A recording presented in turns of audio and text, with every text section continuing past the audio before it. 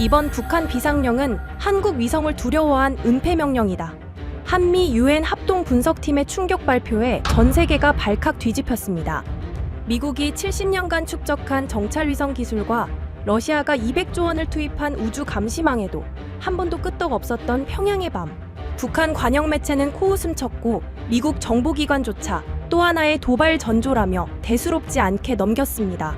하지만 단 48시간 뒤 북한 전역에 정체불명의 비상명령이 떨어졌고 국제정보기관은 모두 대한민국을 원인으로 지목했습니다.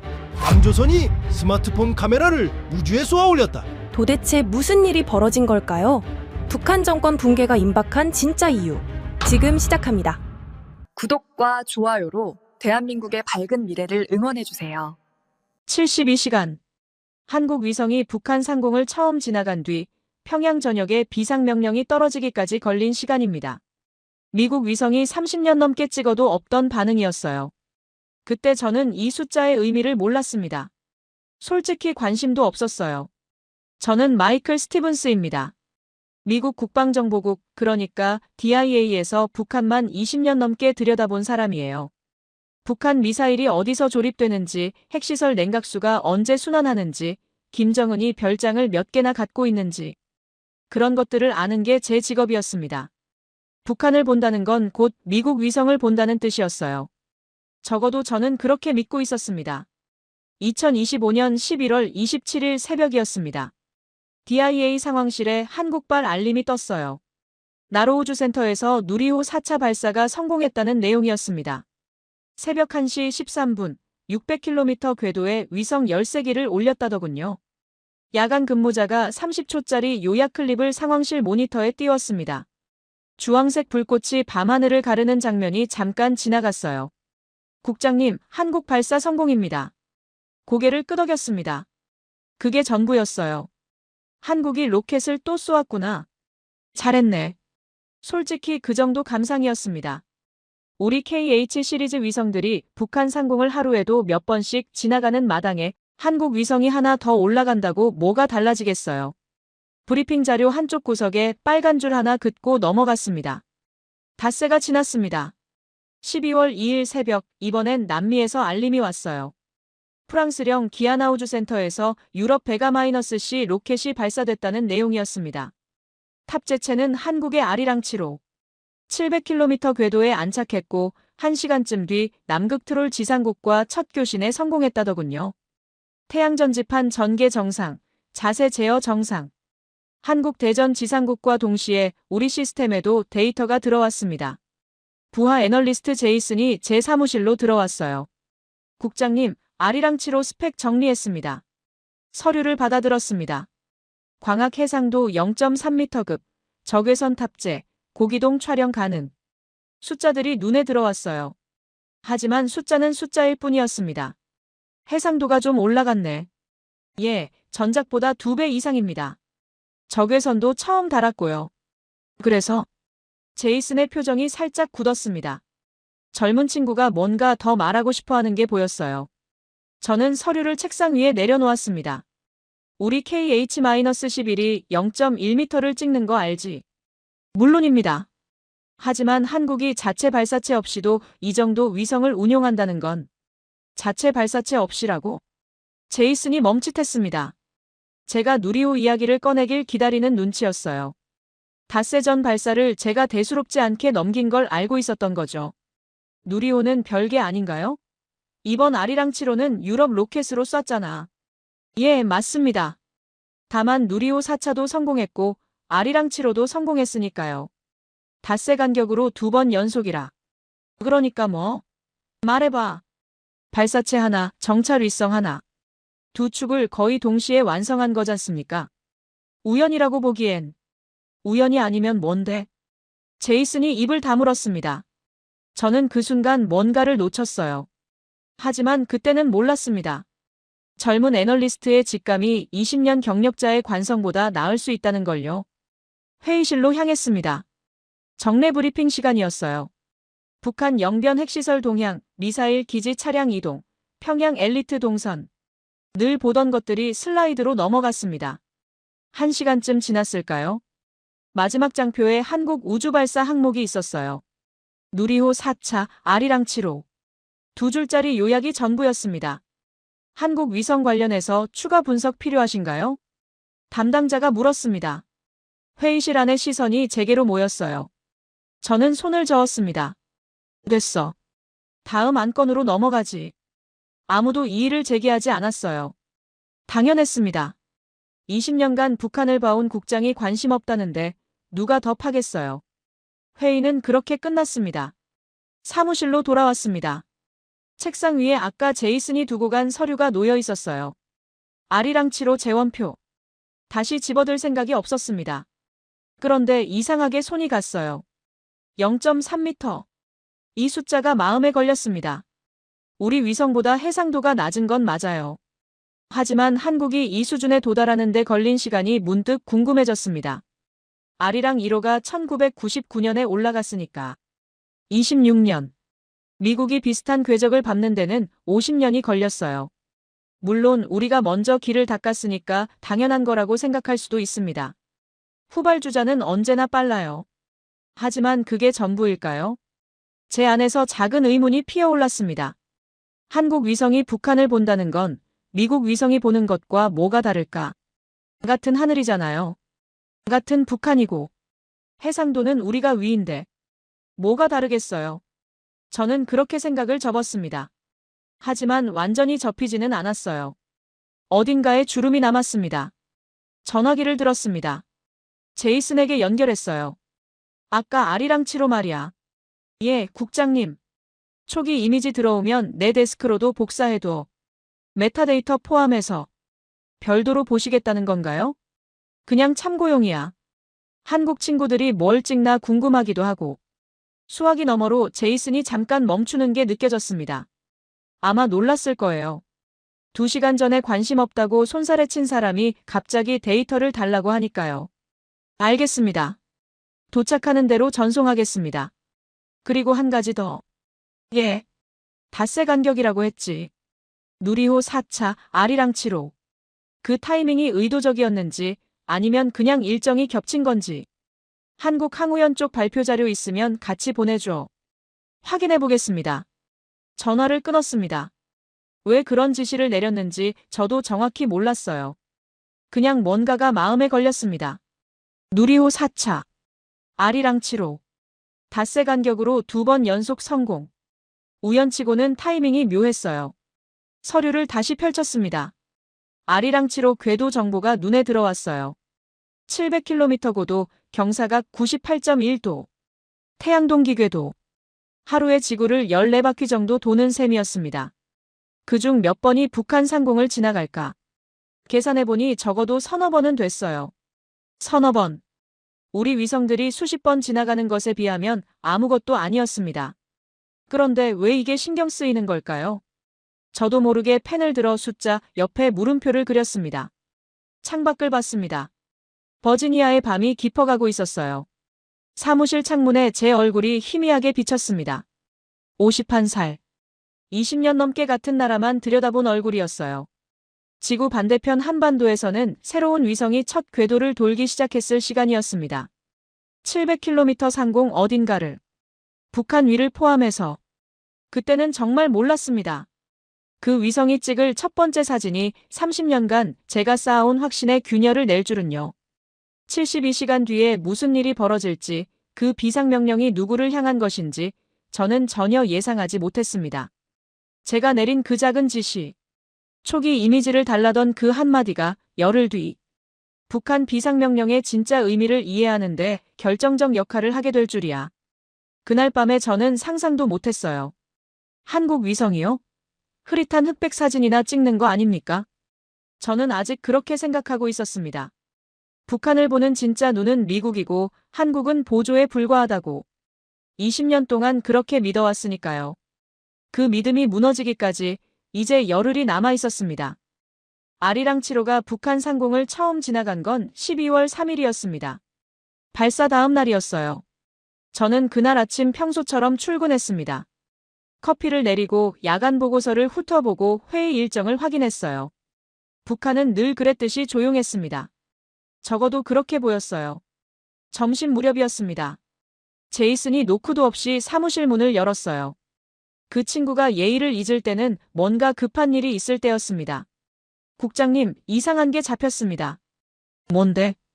북한 군용 열차 이동이요. 어젯밤부터 평소의 두세 배입니다. 서류를 내려놓았습니다. 열차 이동 증가. 그 자체로는 특별한 일이 아니었어요. 연말이면 북한도 물자를 옮기고 부대를 재배치하고 열병식 준비를 하니까요. 하지만 제이슨의 표정이 심상치 않았습니다. 어디서 어디로? 그게 문제입니다. 방향이 일정하지 않아요. 평양에서 영변으로, 함흥에서 신의주로, 원산에서 내륙으로. 사방팔방입니다. 물자 분산인가? 모르겠습니다. 근데 한 가지 더 있어요. 제이슨이 태블릿을 건넸습니다. 화면에는 북한 지도가 떠 있었어요. 몇몇 도시에 빨간 점이 찍혀 있었습니다. 야간 조명 패턴입니다. 어젯밤 10시 이후로 이 지역들에서 불이 꺼진 구역이 30% 이상 늘었어요. 정전인가? 정전이면 전체가 꺼지죠. 이건 특정 구역만 선택적으로 꺼진 겁니다. 마치 일부러 어둡게 만든 것처럼요. 저는 태블릿을 들여다봤습니다. 평양 외곽, 영변 주변, 함흥 산업지구. 빨간 점들이 찍힌 위치가 눈에 들어왔어요. 핵시설, 미사일 기지, 군수공장. 우연이라고 하기엔 너무 정확했습니다. 이거 아리랑치로 데이터야? 예. 한국 쪽에서 공유해온 겁니다.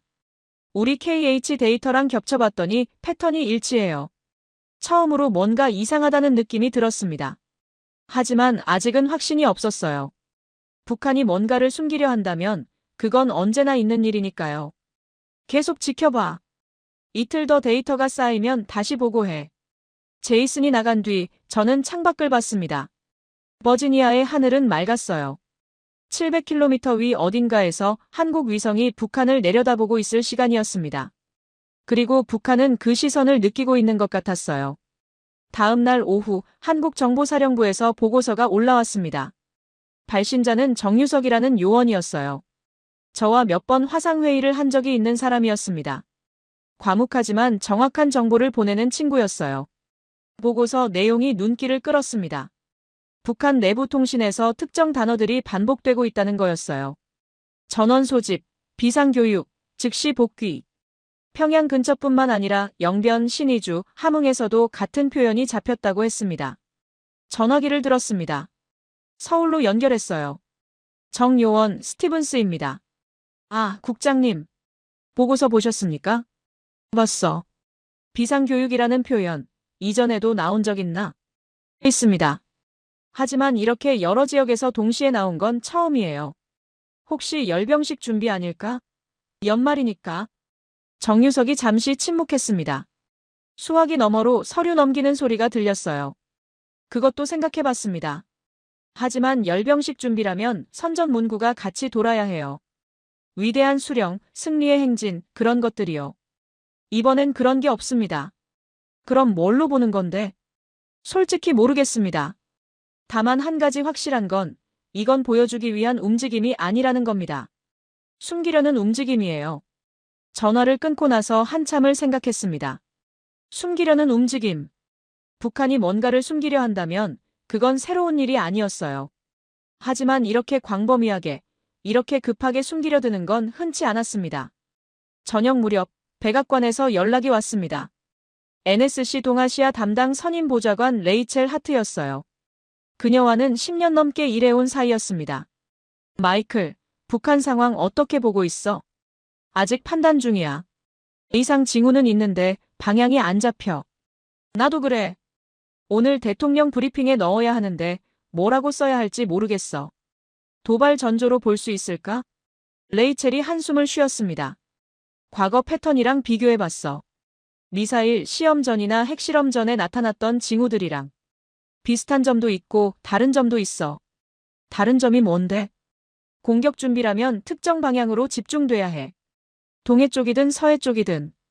근데 이번엔 저녁이야. 마치 사방에서 동시에 뭔가를 막으려는 것처럼. 그 말이 머릿속에 남았습니다. 사방에서 동시에 막으려는 것. 공격이 아니라 방어. 도발이 아니라 은폐. 뭔가 다른 그림이 떠오르기 시작했어요. 레이첼, 혹시 이거 생각해봤어? 북한이 뭔가를 두려워하고 있다면? 두려워한다고? 뭘? 몰라. 아직은. 하지만 이건 위협하는 움직임이 아니야. 위협받는 쪽의 움직임 같아. 수화기 너머로 레이첼이 펜을 굴리는 소리가 들렸습니다. 그녀가 생각할 때 하는 습관이었어요. 재밌는 관점이네. 브리핑에는 일단 전역적 긴장 고조, 원인 분석 중으로 넣을게. 도발 전조라고 단정하기엔 근거가 부족하니까. 그게 좋겠어. 전화를 끊었습니다. 책상 위에는 오늘 하루 동안 쌓인 보고서들이 놓여 있었어요. 열차 이동 데이터, 야간 조명 패턴, 내부 통신 감청 내용. 따로 보면 각각 설명이 가능했습니다. 하지만 모아놓으니 하나의 그림이 보이기 시작했어요. 제이슨을 불렀습니다. 과거 5년간 북한 도발 전조 패턴 있지? 그거랑 이번 데이터 비교하는 차트 만들어봐. 어떤 항목을 기준으로 할까요? 열차 이동, 야간 활동, 통신 빈도, 인력 재배치. 이 네 가지로. 알겠습니다. 제이슨이 나가고 저는 빈 종이를 꺼냈습니다.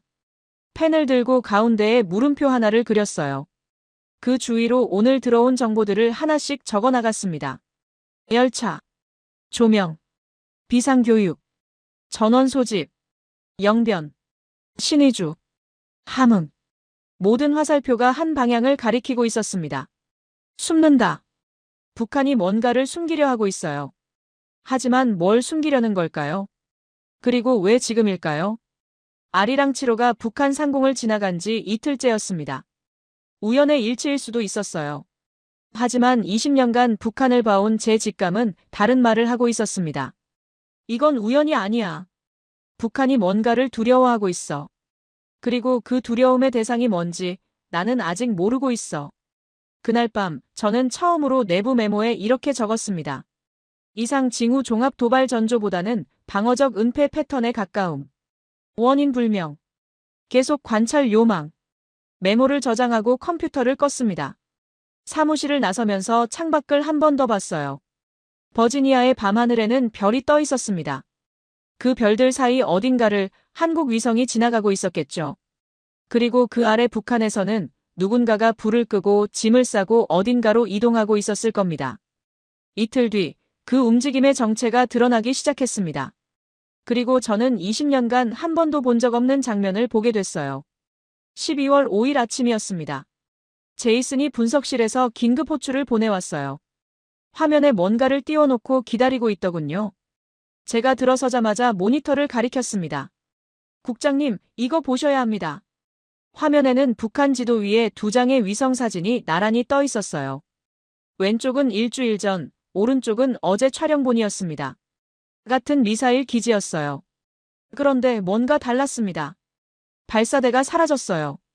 제이슨이 빨간 원을 그렸습니다. 일주일 전에는 위장막 아래 발사대 3기가 보였어요. 어제 사진에는 빈 공터만 남아 있었습니다. 이동한 거야? 예. 근데 어디로 갔는지가 문제입니다. 제이슨이 다른 사진을 띄웠어요. 기지에서 북서쪽으로 20km 떨어진 산악지대였습니다. 갱도 입구로 추정되는 곳에 차량 행렬이 보였어요.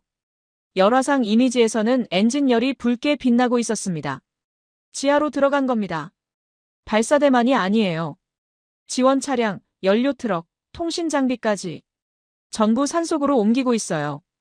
저는 의자를 끌어당겨 앉았습니다. 화면을 자세히 들여다봤어요. 이건 단순한 재배치가 아니었습니다. 숨는 거였어요. 보이는 곳에서 보이지 않는 곳으로. 다른 기지는? 확인한 곳만 4군데입니다. 전부 같은 패턴이에요. 기존 위치에서 장비가 사라지고 산악지대나 갱도 쪽으로 이동하고 있습니다. 수량은? 주요 기지 기준으로 발사대 수십 대, 차량 100대 이상이 위치를 바꿨습니다. 일주일 만에요. 수십 대, 100대 이상. 일주일. 숫자가 머릿속에서 맴돌았습니다. 북한이 장비를 숨기는 건 늘 있는 일이었어요. 하지만 이 규모는, 이 속도는 처음이었습니다. 영변은? 제이슨이 새 이미지를 띄웠습니다. 영변 핵시설 주변 야간 촬영본이었어요. 적외선 센서가 잡은 열 신호가 점점이 찍혀 있었습니다. 연구소 정문 출입 차량은 절반으로 줄었습니다. 대신 이쪽을 보세요. 화면 한쪽 구석, 연구소 후문 쪽이었어요. 트럭 행렬이 길게 늘어서 있었습니다. 짐을 가득 실은 채로요. 밤마다 나가고 있어요. 뭘 싣고 가는지는 모르겠지만 양이 상당합니다. 서류인가? 장비인가? 둘 다일 수도 있습니다. 확실한 건 뭔가를 치우고 있다는 거예요. 연구소 안에 있던 걸 밖으로 빼내고 있습니다.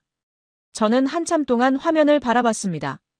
발사대가 사라지고 차량이 산속으로 들어가고 연구소에서 짐이 빠져나가고 각각은 설명 가능한 움직임이었어요.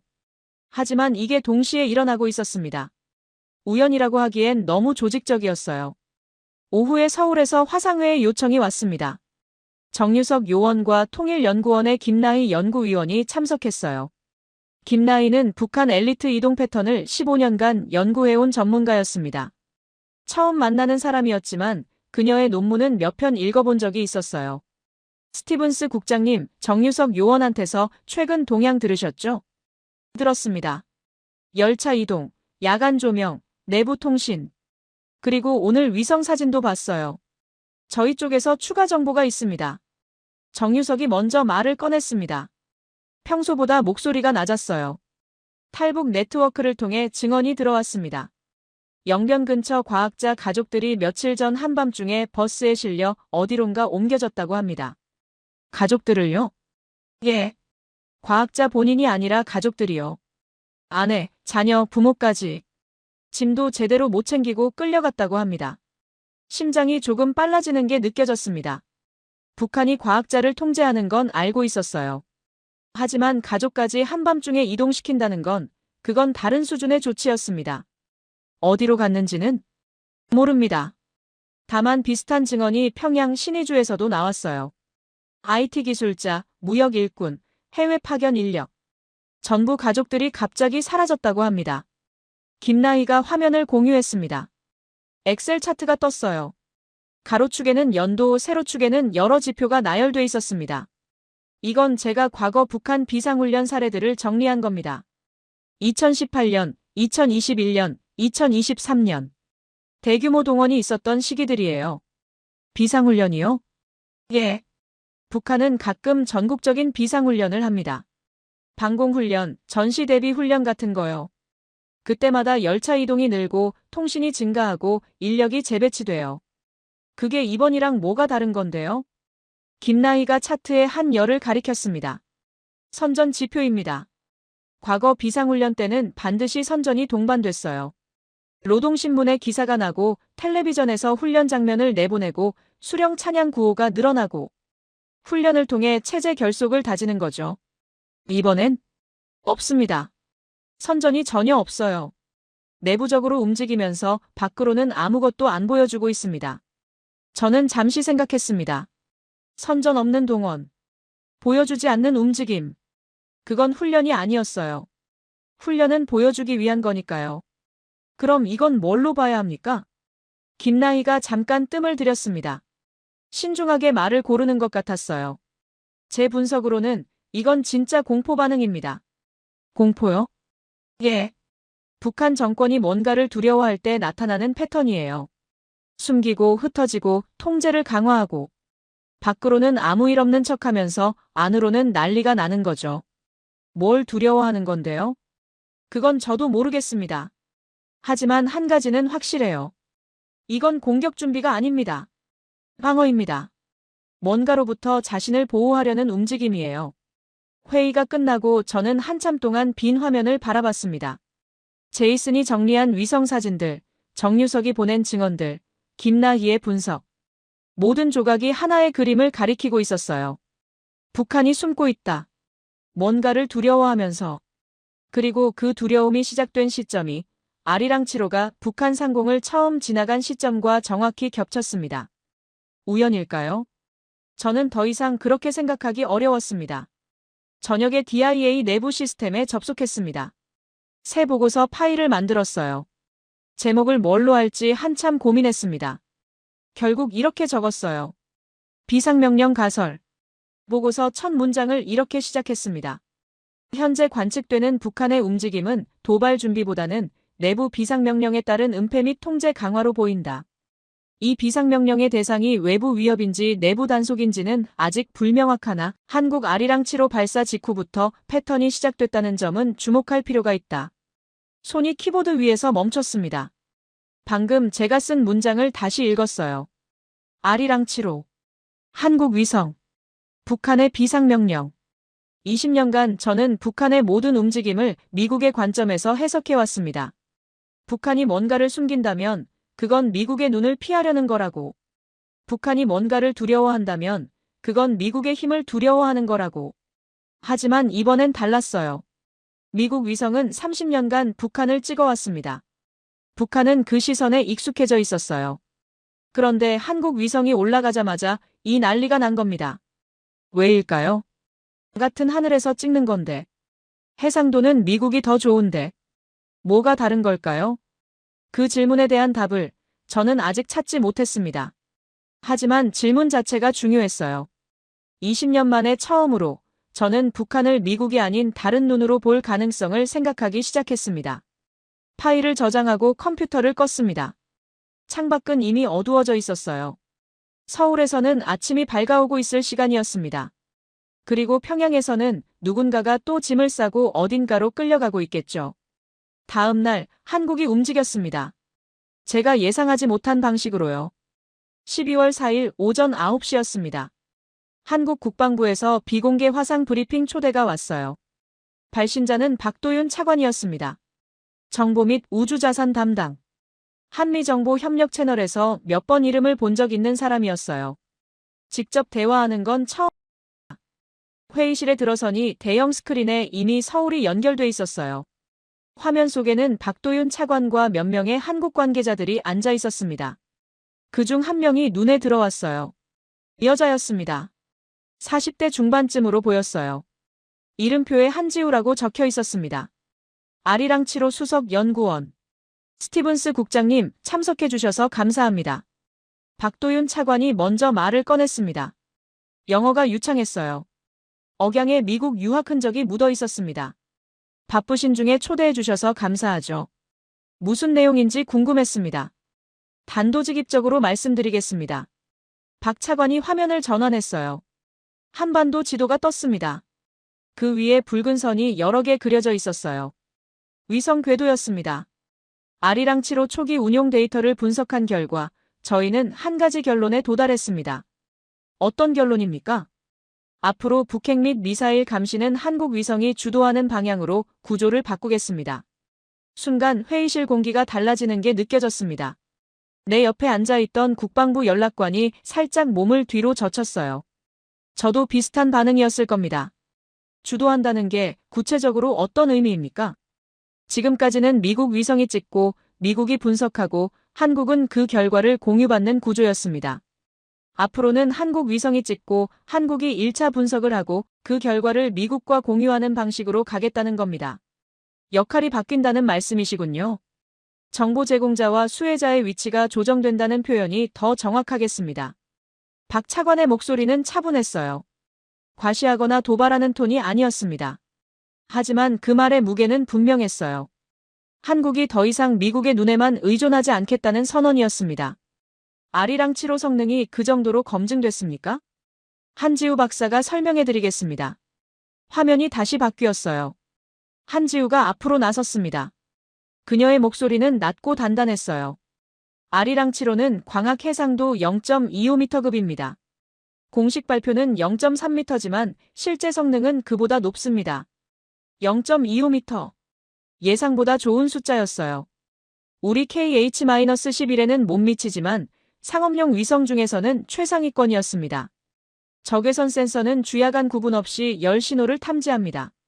고기동 모드를 쓰면 한 번 지나가면서 여러 각도로 촬영할 수 있어요. 입체 영상 구성이 가능합니다. 재방문 주기는요? 한반도 기준으로 하루 서너 차례 관측 기회가 있습니다. 필요하면 궤도를 조정해서 특정 지역을 더 자주 볼 수도 있어요. 한지우가 새 슬라이드를 띄웠습니다. 북한 지도 위에 점들이 찍혀 있었어요. 영변, 동창리, 평양, 함흥, 신의주. 익숙한 이름들이었습니다.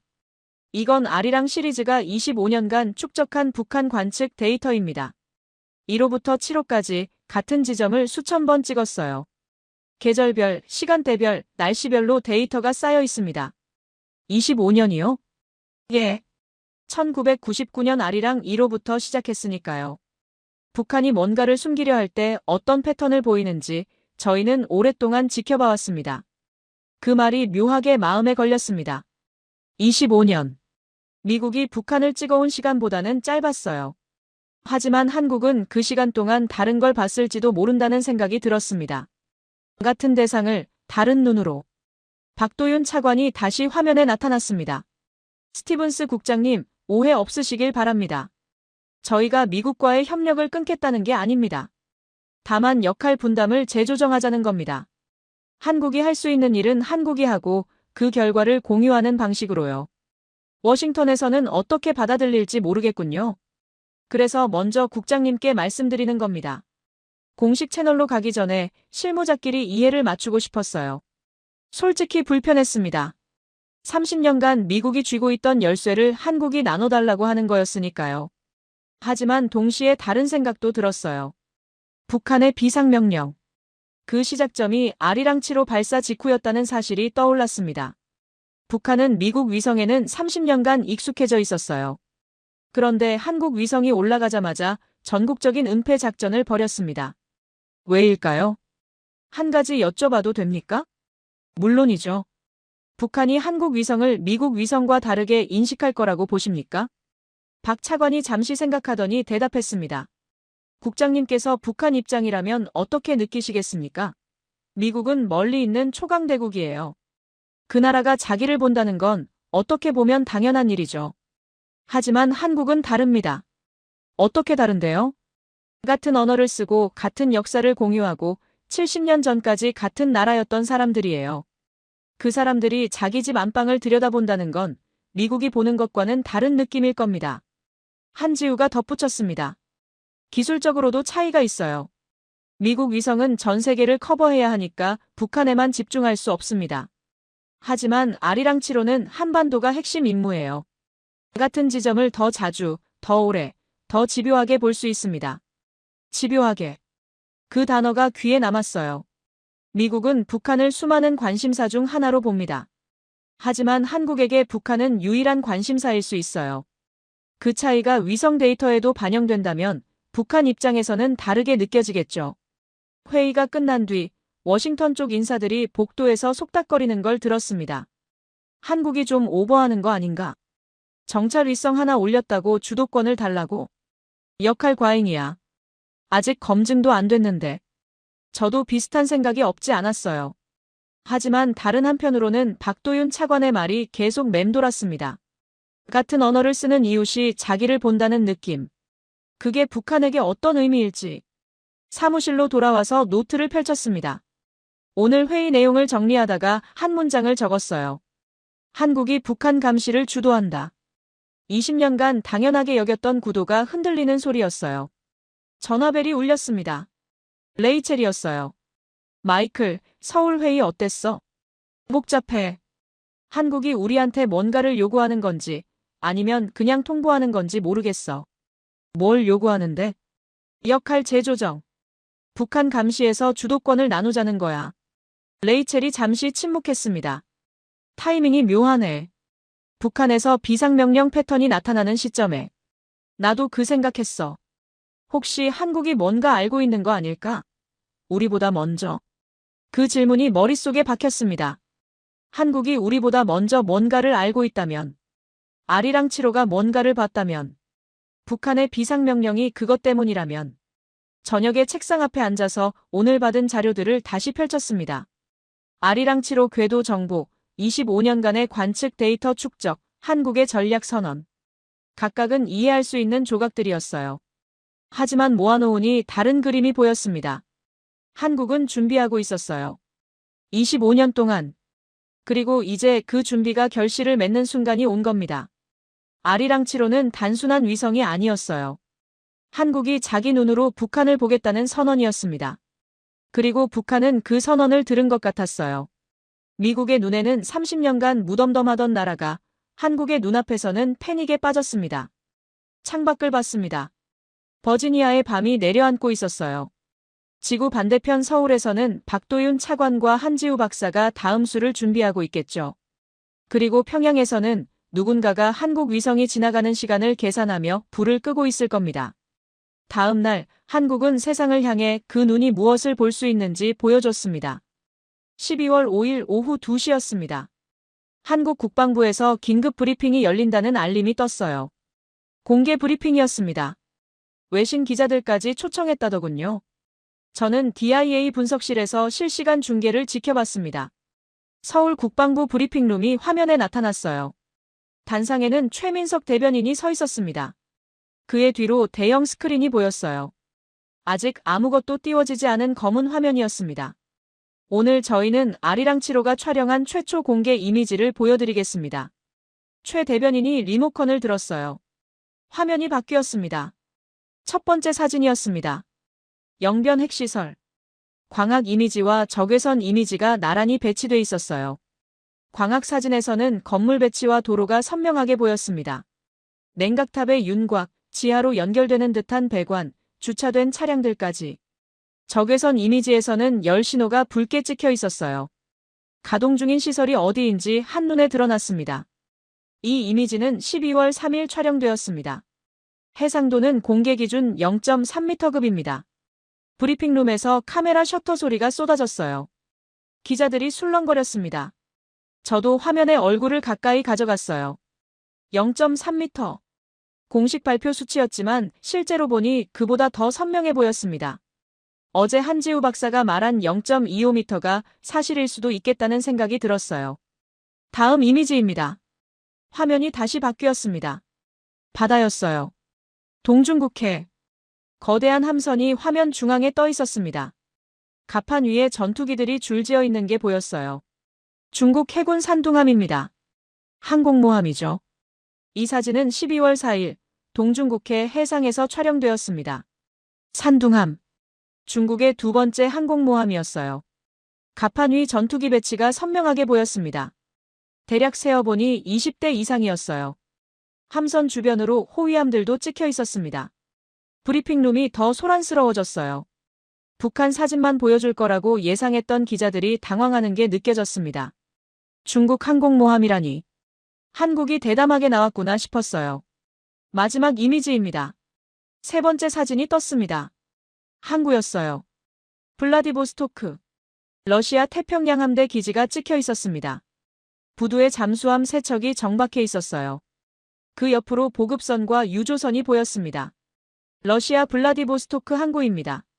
12월 4일 촬영본입니다. 잠수함과 보급 함정의 배치를 확인할 수 있습니다. 3장의 사진. 북한, 중국, 러시아. 한반도 주변 삼축이 한꺼번에 화면에 나타났어요. 최 대변인이 마이크에 가까이 다가섰습니다. 아리랑 7호는 북한만 보는 위성이 아닙니다. 한반도 주변 안보 환경 전체를 감시할 수 있는 능력을 갖추고 있습니다. 오늘 공개한 이미지는 그 능력의 일부를 보여드린 것입니다. 브리핑이 끝났습니다. 저는 한참 동안 화면을 바라봤어요. 3장의 사진이 머릿속에서 겹쳐졌습니다. 영변의 열신호, 산둥함의 갑판, 블라디보스토크의 잠수함. 한국이 이 3곳을 동시에 찍어서 세상에 보여준 겁니다. 메시지가 분명했어요. 우리는 북한만 보는 게 아니다. 중국도 보고 러시아도 본다. 한반도 주변에서 벌어지는 모든 것을 우리 눈으로 직접 확인할 수 있다. 제이슨이 분석실 문을 열고 들어왔습니다. 국장님, 한국 브리핑 보셨죠? 봤어. 대담하네. 중국이랑 러시아가 가만히 있을까요? 외교적으로 항의하겠지. 하지만 그게 다야. 위성 사진 찍는 건 불법이 아니니까. 근데 왜 이 타이밍에 공개한 걸까요? 좋은 질문이었어요. 왜 지금일까? 아리랑 7호가 올라간 지 사흘밖에 안 됐는데 벌써 이런 사진을 공개하다니. 준비된 행동이라는 느낌이 강하게 들었습니다. 정유석 요원한테 연락해봐. 북한 내부 동향 업데이트 있는지. 제이슨이 나가고 저는 3장의 사진을 다시 들여다봤어요. 특히 영변 사진에 시선이 오래 머물렀습니다. 적외선 이미지에서 붉게 빛나는 점들. 열 신호. 뭔가가 돌아가고 있다는 증거였어요. 1시간쯤 지났을까요? 정유석 요원에게서 긴급 보고가 왔습니다. 화상 연결을 요청하더군요. 화면에 그의 얼굴이 나타났을 때 표정이 심상치 않았어요. 국장님, 북한 내부가 난리입니다. 무슨 일인데? 한국 브리핑 직후부터요. 군 무선 교신량이 평소의 5배로 늘었습니다. 5배? 예.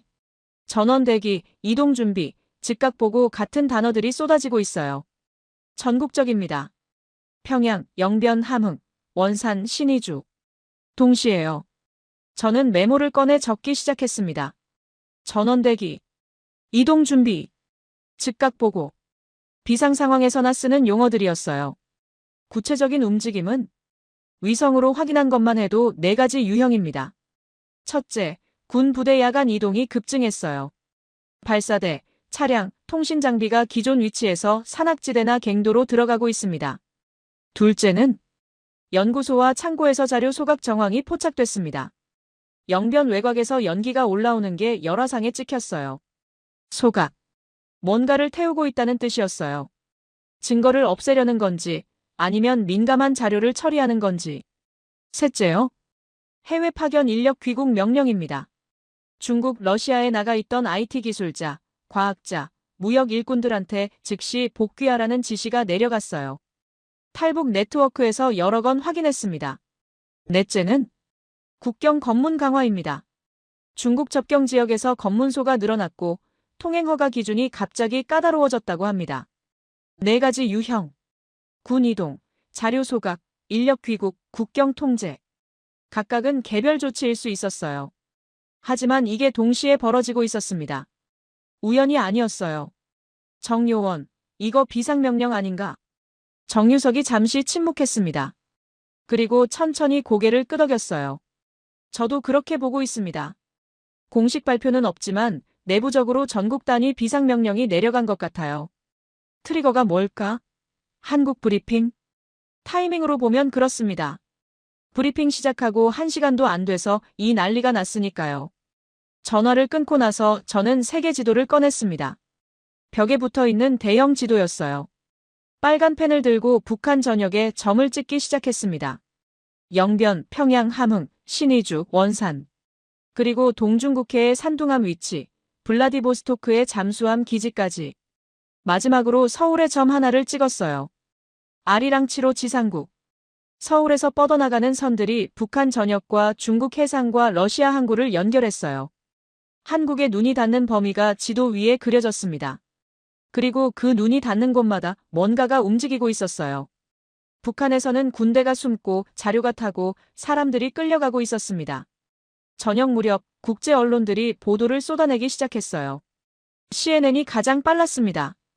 한국 위성 하루 만에 북중러 동시 공개. 그런 제목이었어요. BBC, 로이터, AP 통신도 뒤따랐습니다. 한국의 새로운 하늘의 눈, 아리랑치로 동북아 판도를 바꾸다. 한국 위성이 동북아 게임을 바꾸고 있다는 논조였습니다. 그리고 몇몇 기사는 북한의 반응에도 주목했어요. 한국 위성 발사 후 평양 패닉 상태.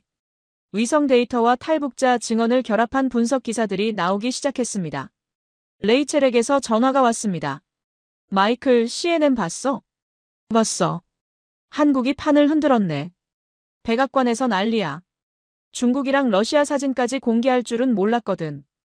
한국이 사전에 우리한테 알렸어? 아니. 기습이었어. 국무부도 몰랐대.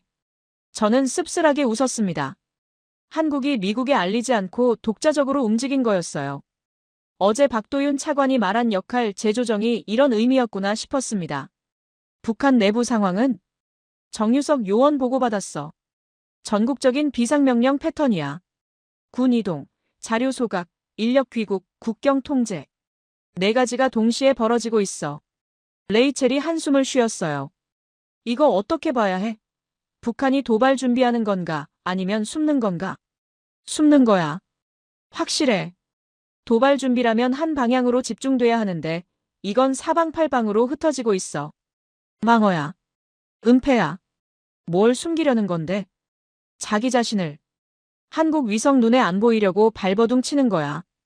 전화를 끊고 나서 저는 한참 동안 지도를 바라봤습니다. 빨간 점들과 선들이 복잡하게 얽혀 있었어요. 북한 전역이 움직이고 있었습니다. 한국 위성이 지나가는 궤도를 피해서. 그때 처음으로 이해했어요. 북한이 두려워하는 게 뭔지를. 미국 위성은 30년간 북한을 찍어왔습니다. 북한은 그 시선에 익숙해졌어요. 언제 지나가는지, 어떤 각도로 찍는지, 어떻게 피하면 되는지. 30년이면 적응할 시간이 충분했습니다. 하지만 한국 위성은 달랐어요. 새로운 눈이었습니다.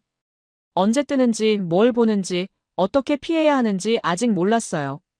그리고 무엇보다 그 눈의 주인이 달랐습니다. 미국은 태평양 건너 있는 먼 나라예요. 하지만 한국은 바로 옆이었습니다. 같은 언어를 쓰고 같은 역사를 나누고 70년 전까지 같은 나라였던 사람들. 그 사람들이 자기 안방을 들여다보고 있었어요. 창밖을 봤습니다. 버지니아의 밤이 내려앉고 있었어요. 지구 반대편 평양에서는 지금 한낮이겠죠. 그리고 그 하늘 어딘가를 한국 위성이 지나가고 있을 겁니다. 북한 사람들은 고개를 들어 하늘을 올려다보고 있을까요? 보이지 않는 눈을 느끼면서.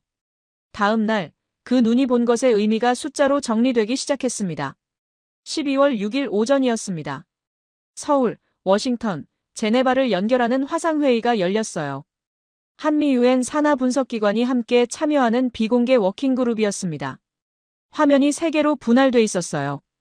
서울에서는 한지우 박사와 한국 분석진, 워싱턴에서는 저와 DIA 팀, 제네바에서는 유엔 안보리 산하 북한제재위원회 분석팀이 접속해 있었습니다.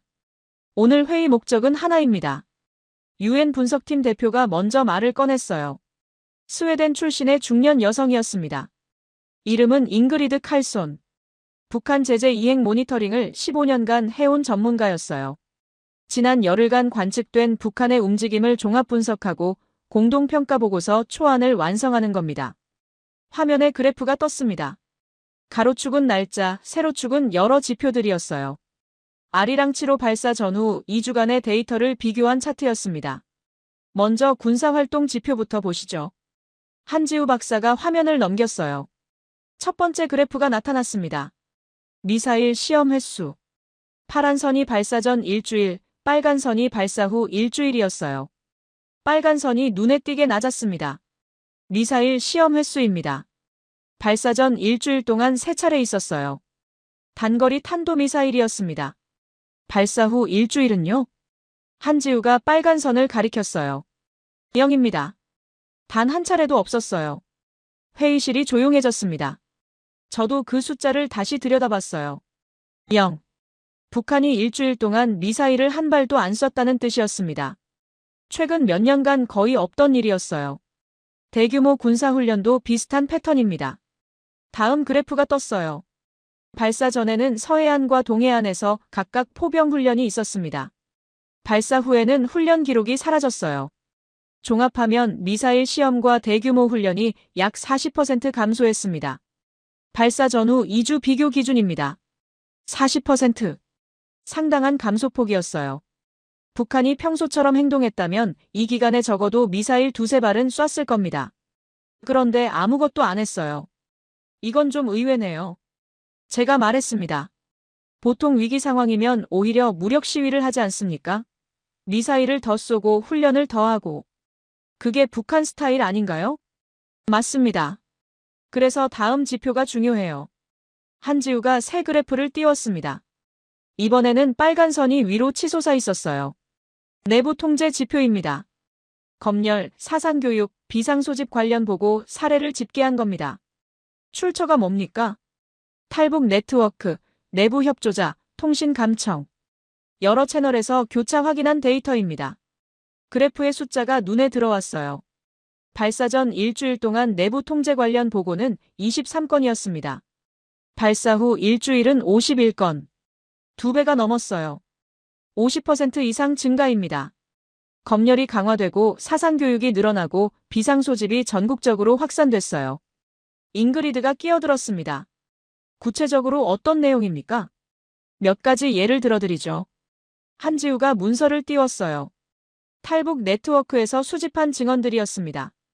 영변 연구소입니다. 연구원들이 갑자기 특별 사상학습에 소집됐어요. 내용은 외부 정보 유출 시 처벌 규정이었습니다. 사흘 연속 진행됐어요. 평양의 한 대학입니다. IT 전공 학생들이 수업 중에 불려나가서 통신 보안 서약서에 서명했어요.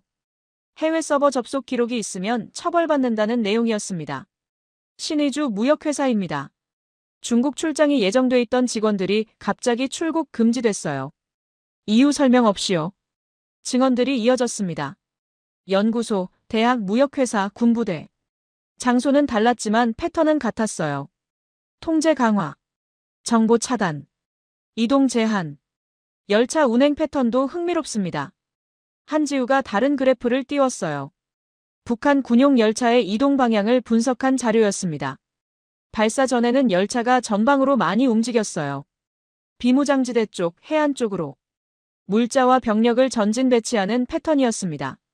발사 후에는요? 방향이 바뀌었어요. 후방으로, 내륙으로, 지하시설 쪽으로. 전방 이동은 30% 감소하고 후방 이동은 50% 증가했습니다. 저는 그 숫자들을 종이에 적었습니다. 미사일 시험 감소, 훈련 감소, 내부 통제 증가, 열차 방향 역전. 각각의 데이터가 하나의 그림을 가리키고 있었어요. 정리하면 이렇습니다. 잉그리드가 말했습니다. 밖으로 향하는 활동은 줄었고 안으로 향하는 통제는 늘었습니다. 공격 준비가 아니라 방어 태세예요. 뭔가를 하려는 게 아니라 뭔가를 막으려는 겁니다. 뭘 막으려는 걸까요? 제이슨이 물었습니다. 회의에 배석하고 있던 그가 처음으로 입을 열었어요. 한지우가 대답했습니다. 노출이요. 보이는 걸 막으려는 겁니다. 그 말이 회의실에 잠시 침묵을 만들었습니다. 저는 한지우의 얼굴을 화면으로 바라봤어요. 그녀의 표정은 담담했습니다. 25년간 북한을 지켜봐온 사람의 확신이 느껴졌어요. 한 박사 말이 맞습니다. 잉그리드가 고개를 끄덕였어요. 저희 팀도 같은 결론에 도달했어요. 이번 북한의 움직임은 도발 준비가 아닙니다. 노출 공포에 기반한 은폐와 통제 강화예요. 그녀가 문서를 화면에 띄웠습니다. 보고서 초안이었어요. 결론 부분이 하이라이트 되어 있었습니다. 이 문장을 보고서 결론에 넣으려고 합니다. 2025년 12월 초 관측된 북한 전역의 비상명령 패턴은 한국 아리랑 7호 위성 발사 이후 급격히 나타났으며 외부 공격 의도보다는 내부 노출 공포에 기반한 은폐 및 통제 강화로 분석된다. 저는 그 문장을 2번 읽었습니다. 노출 공포, 은폐, 통제 강화. 20년간 제가 북한을 봐온 프레임과 다른 단어들이었어요. 이해 있습니까? 잉그리드가 물었습니다. 서울과 워싱턴을 번갈아 보면서요. 저는 잠시 생각했습니다. 솔직히 불편했어요. 북한을 언제나 도발하는 나라로 보는 게 편했거든요. 그 프레임 안에서는 모든 게 설명됐습니다. 북한이 움직이면 도발 준비, 북한이 조용하면 다음 도발 준비. 단순했어요. 하지만 지금 눈앞의 데이터는 그 프레임에 맞지 않았습니다. 미사일을 안 쏘고 훈련을 안 하고 대신 안으로 숨고 있었어요. 이건 도발자의 행동이 아니었습니다. 두려워하는 자의 행동이었어요. 이해 없습니다. 제가 말했습니다. 데이터가 명확하니까요.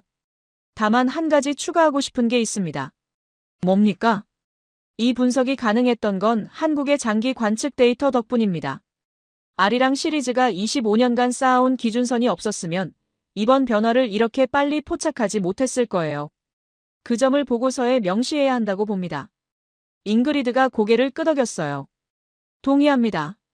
추가하겠습니다. 한지우의 얼굴에 미세한 변화가 스쳤습니다. 놀라움 같은 거였어요. 미국 DIA 국장이 한국 위성의 기여를 인정할 줄은 예상 못했던 모양이었습니다.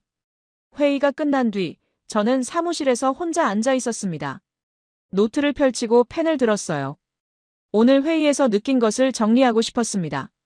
도발이 아니라 공포. 영어로 적다가 멈췄습니다. 한국어로 바꿔 적었어요. 도발이 아니라 공포. 같은 뜻인데 한국어로 쓰니까 더 무겁게 느껴졌습니다. 20년간 저는 북한을 특정한 방식으로 봐왔어요. 예측 불가능한 위협. 언제 터질지 모르는 폭탄. 그래서 항상 경계해야 하는 대상. 그 프레임 안에서 북한은 언제나 가해자였고 우리는 언제나 방어자였습니다. 하지만 오늘 데이터가 보여준 건 다른 그림이었어요. 북한도 두려워하고 있었습니다. 뭔가를 무서워하고 있었어요. 그리고 그 두려움의 대상이 미국의 핵이나 군대가 아니라 한국의 위성이라는 사실이 충격적이었습니다. 왜일까요? 저는 계속 그 질문을 되새겼어요. 미국 위성이 30년간 북한을 찍어왔습니다. 북한은 그 시선을 받아들였어요. 적응했습니다. 미국은 멀리 있으니까요. 태평양 건너 지구 반대편. 그 거리가 어떤 심리적 완충 역할을 했던 것 같아요. 하지만 한국은 달랐습니다. 바로 옆이었어요. 같은 반도에 붙어 있는 나라. 같은 언어를 쓰고 같은 명절을 보내고 같은 역사를 기억하는 사람들. 그 사람들이 자기를 본다는 건 미국이 보는 것과는 차원이 다른 느낌이었을 겁니다. 남이 보는 것과 가족이 보는 건 다르니까요. 낯선 사람 앞에서는 체면을 차릴 수 있어요. 하지만 형제 앞에서는 그게 안 됩니다. 모든 게 드러나니까요. 북한에게 한국은 그런 존재였던 거예요. 자기의 모든 것을 아는 형제. 그 형제가 하늘에서 내려다보기 시작했습니다. 숨길 수가 없었어요. 창밖을 봤습니다. 해가 지고 있었어요. 버지니아의 하늘이 붉게 물들어 있었습니다. 저 하늘 어딘가를 수십 개의 위성이 지나가고 있겠죠. 미국 위성, 러시아 위성, 중국 위성, 그리고 한국 위성. 같은 하늘인데 같은 북한을 찍는데 그 의미는 달랐습니다. 누가 보느냐에 따라 달라지는 거였어요. 전화벨이 울렸습니다. 레이첼이었어요. 마이클, UN 보고서 초안 봤어?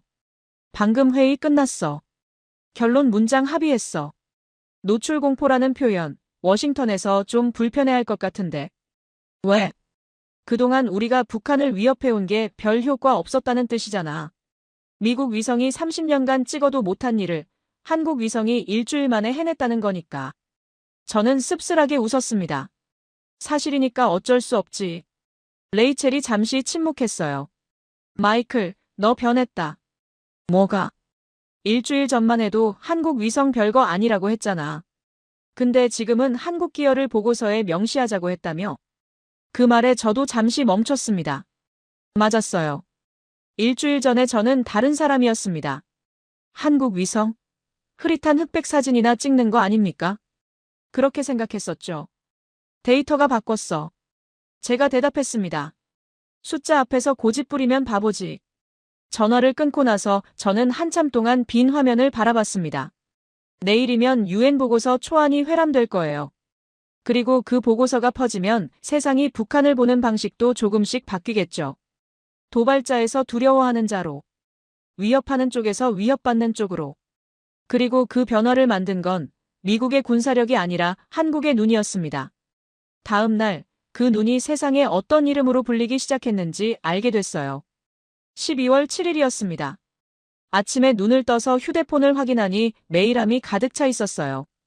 UN 보고서, 싱크탱크 분석, 언론 기사 링크들. 밤새 세상이 움직인 거였습니다. 첫 번째로 열어본 건 UN 안보리 산하 북한 제재위원회 보고서였어요. 어제 회의에서 합의한 초안이 밤사이 최종본으로 확정됐더군요. 표지에 긴급 상황 평가라는 도장이 찍혀 있었습니다. 결론 문장이 눈에 들어왔어요. 2025년 12월 초 관측된 북한 전역의 비상명령 패턴은 한국 아리랑 7호 위성 발사 이후 급격히 나타났으며 외부 공격 의도보다는 내부 노출 공포에 기반한 은폐 및 통제 강화로 분석된다. 어제 우리가 합의한 그 문장이었습니다. 이제 공식 문서가 된 거예요. 두 번째 메일은 유럽의 한 싱크탱크에서 온 거였어요. 브뤼셀에 본부를 둔 국제전략연구소. 북한 문제로는 유럽에서 가장 권위 있는 기관이었습니다. 그들도 밤새 보고서를 냈더군요. 제목이 인상적이었어요. 감시의 공포 한국 위성이 만든 북한의 새로운 딜레마. 30페이지짜리 분석이었습니다. UN 보고서와 결론이 같았어요. 북한의 비상명령은 도발 준비가 아니라 노출 공포에 대한 반응이라고. 세 번째, 네 번째 메일도 비슷했습니다. 워싱턴의 전략국제문제연구소, 런던의 왕립국제문제연구소, 도쿄의 일본국제문제연구소. 각국의 대표적인 싱크탱크들이 일제히 보고서를 발표했어요. 내용은 조금씩 달랐지만 핵심 결론은 하나였습니다. 한국 위성이 북한을 바꾸고 있다. 저는 커피를 내리면서 계속 메일을 읽었습니다. 읽을수록 이상한 기분이 들었어요. 20년간 북한을 분석해온 제가 이 변화를 가장 늦게 알아챈 사람 중 하나라는 느낌. 세상은 이미 움직이고 있었는데 저는 아직도 옛날 프레임에 갇혀 있었던 거였습니다. 오전 10시쯤 제이슨이 사무실로 들어왔어요. 손에 태블릿을 들고 있었습니다. 국장님, 언론 동향 정리했습니다. 어때? 난리예요. 전 세계가 이 얘기하고 있습니다. 제이슨이 태블릿을 건넸어요. 화면에는 뉴스 헤드라인들이 줄지어 있었습니다. CNN. 위성 공포 북한이 한국의 눈을 두려워하는 이유. BBC. 아리랑치로 평양에 패닉을 일으키다. 뉴욕타임스. 한국의 하늘 위 눈, 북한의 비상명령을 촉발하다. 워싱턴 포스트. 감시의 역설 미국이 못한 일을 한국이 해냈다. 마지막 제목이 마음에 걸렸습니다. 미국이 못한 일을 한국이 해냈다. 불편한 표현이었지만 틀린 말은 아니었어요. 한국 언론은 더 열광적이에요. 제이슨이 화면을 넘겼습니다. 한국 뉴스들이 나왔어요. 한국의 눈, 북한의 비상명령. 아리랑치로가 바꾼 한반도 안보 지형. 위성 강국 코리아 세계가 주목하다. 제목들 사이로 한 기사가 눈에 띄었어요. 25년의 기다림, 드디어 빛을 보다. 아리랑 프로그램의 역사를 다룬 기획 기사였습니다. 한지우 박사 인터뷰가 실려 있더군요. 이거 열어봐. 기사 내용이 화면에 떴습니다. 한지우 박사의 얼굴 사진과 함께 인터뷰 전문이 실려 있었어요. 1999년 아리랑 1호가 올라갔을 때 저는 대학원생이었습니다. 우리 기술로 위성을 만들 수 있을까 반신반의했어요. 해상도. 외국 위성의 10분의 1도 안 됐죠. 하지만 포기하지 않았습니다. 25년 동안 같은 자리를 지켰습니다. 1호, 2호, 3호. 숫자가 올라갈 때마다 해상도도 올라갔어요. 처음엔 10m가 고작이었는데 이제는 0.3m입니다. 30배가 좋아진 거예요. 외국 기업들이 스카웃 제안을 많이 했어요. 돈도 많이 제시했고요. 하지만 거절했습니다. 우리 하늘은 우리 눈으로 봐야 한다고 생각했거든요. 그게 저의 신념이었습니다. 기사를 읽으면서 묘한 감정이 들었어요. 25년. 한 사람이 같은 일을 25년 동안 했다는 거였습니다. 저도 북한을 20년 넘게 봐왔지만 이건 좀 다른 느낌이었어요. 저는 분석하는 사람이었습니다. 다른 사람이 찍은 사진을 다른 사람이 만든 도구로 봤어요. 한지우 박사는 그 도구를 직접 만든 사람이었습니다. 처음부터 끝까지. 오후에 또 다른 보고서가 도착했습니다. 이번엔 국제인권단체였어요. 북한 인권 문제를 전문으로 다루는 단체였습니다. 보고서 제목이 무거웠어요. 비상명령의 인간적 대가 북한 과학자와 그 가족들. 내용을 읽기 시작했습니다. 아리랑 7호 발사 이후 일주일간 북한 전역에서 과학자, IT 기술자, 그 가족들의 강제 이동 사례가 최소 수십 건 보고되었다. 영변 핵시설 근무자의 가족 5가구가 한밤중에 버스에 실려 사라졌다. 행선지는 불명이다. 평양의 한 IT 연구소 직원은 출근 후 돌아오지 않았다. 그의 아내와 두 자녀도 같은 날 집에서 사라졌다. 신의주의 무역회사 직원 가족들이 중국 국경 근처의 수용시설로 이송됐다는 증언이 있다. 확인은 불가능하다. 증언들이 이어졌습니다. 읽을수록 마음이 무거워졌어요. 위성사진에는 점으로만 보이는 것들이 실제로는 사람이었습니다. 가족이 있고 삶이 있고 두려움이 있는 사람들. 북한 정권이 뭔가를 숨기려 할 때 가장 먼저 희생되는 건 그 사람들이었어요. 과학자들, 기술자들, 그리고 그들의 가족들. 아무 잘못도 없이 그냥 아는 것이 많다는 이유만으로 끌려가는 사람들. 보고서 마지막에 이런 문장이 있었습니다. 위성은 군사시설만 보여주지 않는다. 그 아래에서 벌어지는 인간의 고통도 드러낸다. 아리랑 7호가 촬영한 트럭 행렬 속에는 짐만 실려 있는 게 아니다. 사람도 실려 있다. 저는 한참 동안 그 문장을 바라봤습니다. 위성 사진을 볼 때마다 이제 다르게 보일 것 같았어요. 점 하나, 차량 하나, 열신호 하나가 다르게 느껴질 거였습니다. 저녁 무렵 레이첼에게서 전화가 왔어요. 마이클, 오늘 보고서들 다 봤어? 봤어. 전 세계가 같은 얘기를 하고 있더라. 백악관에서 회의가 있었어. 대통령 브리핑 준비하는 거였는데 한 가지 결정이 났어. 뭔데? 앞으로 북한 관련 안건에서 한국 분석을 기본 참조로 포함하기로 했어. 공식적으로. 저는 잠시 멈췄습니다. 그게 무슨 의미인지 알았어요. 지금까지 미국은 북한 정보를 독점하다시피 했습니다. 한국에 정보를 주는 쪽이었지, 받는 쪽이 아니었어요. 그런데 이제 한국 분석을 기본 참조로 삼겠다는 건 역할이 바뀌었다는 뜻이었습니다. 국무부에서 불만 없어? 있지. 하지만 데이터가 너무 명확해서 반박을 못해. 이번 일로 한국 위성의 가치가 입증됐으니까. 그래. 입증됐지. 전화를 끊고 나서 저는 창밖을 바라봤습니다. 해가 지고 있었어요. 버지니아의 하늘이 어둑어둑해지고 있었습니다. 20년간 제가 믿어온 것들이 무너지는 소리가 들리는 것 같았어요. 북한을 보는 눈은 미국뿐이다. 한국은 정보를 받는 쪽이다. 우리가 주고 그들이 받는다. 그게 질서다. 하지만 그 질서가 일주일 만에 흔들렸습니다. 한국 위성 하나가 올라갔을 뿐인데, 그 위성이 북한을 찍었을 뿐인데, 세상이 달라졌어요. 밤늦게 사무실을 나서면서 휴대폰으로 뉴스를 한 번 더 확인했습니다. 새로운 기사가 올라와 있었어요. 어느 학술회의 프로그램이었습니다. 내년 초 싱가포르에서 열리는 국제안보 포럼. 세션 제목 중 하나가 눈에 띄었습니다. 한국형 위성 억제 모델 새로운 안보 패러다임의 탄생. 한국형 위성 억제 모델. 그런 말이 학술 용어로 등장하기 시작한 거였어요. 일주일 전만 해도 상상할 수 없던 일이었습니다. 차에 올라타면서 생각했어요. 세상이 북한을 보는 방식이 바뀌고 있었습니다.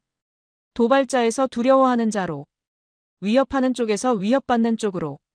그리고 그 변화를 만든 건 미국의 핵무기가 아니었어요.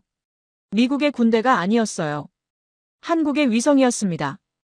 25년간 한 연구자가 포기하지 않고 만들어온 눈이었어요. 집에 도착해서 소파에 앉았습니다. 피곤했지만 잠이 오지 않았어요. 노트를 꺼내 오늘 있었던 일들을 정리했습니다. UN 보고서, 싱크탱크 분석, 언론 보도, 인권단체 증언, 백악관 결정. 모든 게 한 방향을 가리키고 있었어요. 한국의 눈이 세상을 바꾸고 있다. 그리고 저는 그 변화를 인정해야 했습니다. 20년간 쌓아온 확신을 내려놓고 새로운 현실을 받아들여야 했어요. 쉽지 않았습니다. 하지만 데이터 앞에서 고집을 부리면 바보니까요. 내일 서울로 가기로 했습니다. 한국 측과 공동 분석 체계를 논의하는 회의가 있었어요. 박도윤 차관, 한지우 박사, 그리고 한국 분석진을 직접 만나게 될 거였습니다. 어떤 대화가 오갈지 아직 몰랐어요. 하지만 한 가지는 확실했습니다. 저는 더 이상 예전의 마이클 스티븐스가 아니었어요. 인천공항에 도착한 건 12월 8일 오전이었습니다. 비행기에서 내리자마자 한국 국방부 의전 차량이 기다리고 있었어요. 검은색 세단이었습니다. 운전사가 문을 열어줬어요. 스티븐스 국장님 환영합니다. 차에 올라타면서 창밖을 봤습니다. 12월의 서울은 회색빛이었어요. 하늘이 낮게 깔려 있었습니다. 고속도로를 달리는 동안 도시 풍경이 스쳐 지나갔어요. 30년 전에도 서울에 온 적이 있었습니다. 그때는 젊은 분석관이었어요. 한국은 아직 개발도상국 느낌이 강했죠. 지금은 완전히 달랐습니다. 고층 빌딩들이 하늘을 찌르고 도로는 깔끔하게 정비돼 있었어요. 30년 사이에 이 나라가 얼마나 변했는지, 그리고 제가 얼마나 변하지 않았는지 생각하게 됐습니다. 오후 2시 서울 국방부 회의실이었습니다. 긴 테이블 양쪽에 한국 측과 미국 측이 마주 앉았어요. 박도윤 차관이 먼저 손을 내밀었습니다. 직접 오셔서 감사합니다, 국장님. 중요한 논의니까요. 화상으로 할 일이 아니었습니다. 회의가 시작됐어요. 안건은 3가지였습니다. 첫째, 위성 데이터 공유 방식. 둘째, 비상징후 발생 시 상호 경보 체계. 셋째, 탈북 정보와 인권 데이터의 결합 방법. 기술적인 논의가 2시간 넘게 이어졌습니다. 암호화 프로토콜, 전송 주기, 접근 권한 레벨. 세부 사항들을 하나씩 조율했어요. 지루할 수도 있는 내용이었지만 저는 집중했습니다. 이게 앞으로 10년, 20년의 협력 구조를 결정할 테니까요. 회의가 끝난 뒤였습니다. 한지우 박사가 다가왔어요. 국장님, 잠깐 시간 되십니까? 물론이죠. 그녀가 작은 회의실로 안내했습니다. 테이블 위에 낡은 사진 몇 장과 노트가 놓여 있었어요. 이건 뭡니까? 아리랑 1호 시절 자료예요. 제가 대학원생 때 참여했던 프로젝트입니다. 사진을 집어들었습니다. 흑백이었어요. 위성 조립 현장 같았습니다. 젊은 연구원들이 작업복을 입고 서 있었어요. 그중 한 명이 한지우 박사였습니다. 20대 초반쯤으로 보였어요. 25년 전이네요. 예. 그때는 우리가 위성을 만들 수 있을 거라고 믿는 사람이 별로 없었어요. 외국에서 사오면 되지, 왜 직접 만드냐고들 했죠. 왜 직접 만들려고 했습니까? 한지우가 잠시 생각했어요. 그리고 천천히 대답했습니다. 남의 눈으로는 우리 하늘을 제대로 볼 수 없으니까요. 미국 위성이 아무리 좋아도 그건 미국의 눈이잖아요. 우리에게 필요한 건 우리 눈이었습니다. 그 말이 마음에 남았습니다. 우리 눈. 단순한 애국심이 아니었어요. 자기 문제를 자기 힘으로 보겠다는 의지였습니다. 스카웃 제안 많이 받으셨다면서요? 예.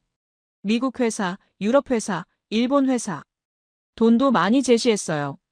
왜 거절하셨습니까? 갈 수도 있었어요. 솔직히 흔들린 적도 있습니다. 연봉이 3배, 4배였으니까요. 한지우가 낡은 노트를 집어들었습니다. 누렇게 바랜 종이에 손글씨가 빼곡했어요. 이건 아리랑 1호 설계 노트예요. 제 지도 교수님이 쓰신 겁니다. 돌아가시기 전에 저한테 주셨어요. 뭐라고 쓰여 있습니까?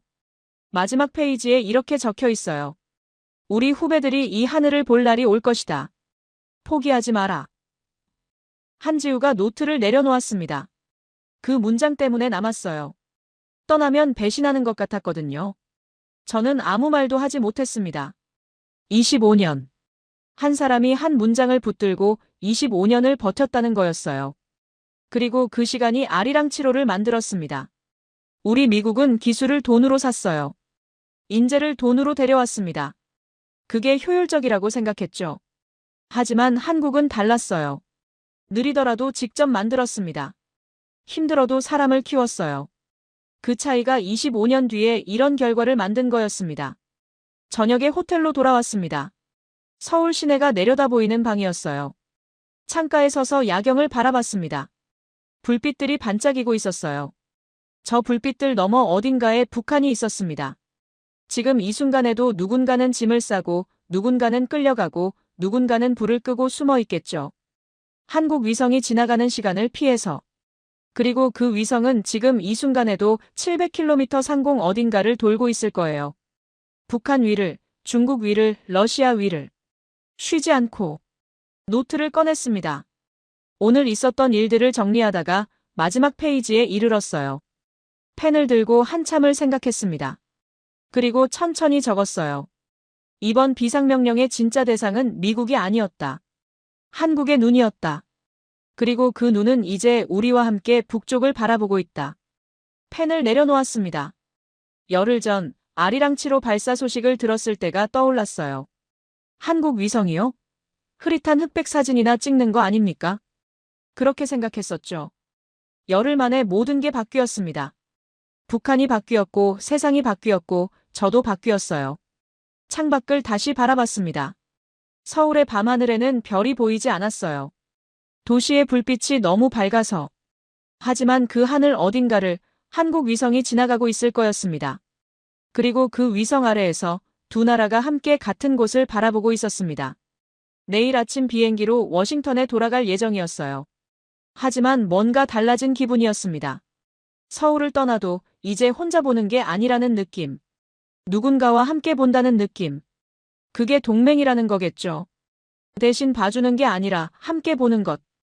20년 만에 처음으로 저는 그 의미를 이해한 것 같았습니다. 대한민국이 잘하고 있다고 생각하신다면, 한국 최고, 대한민국이 아직 멀었다고 생각하신다면, 한국 힘내라. 여러분의 생각을 댓글로 남겨주세요. 지금까지 감동을 더하다였습니다.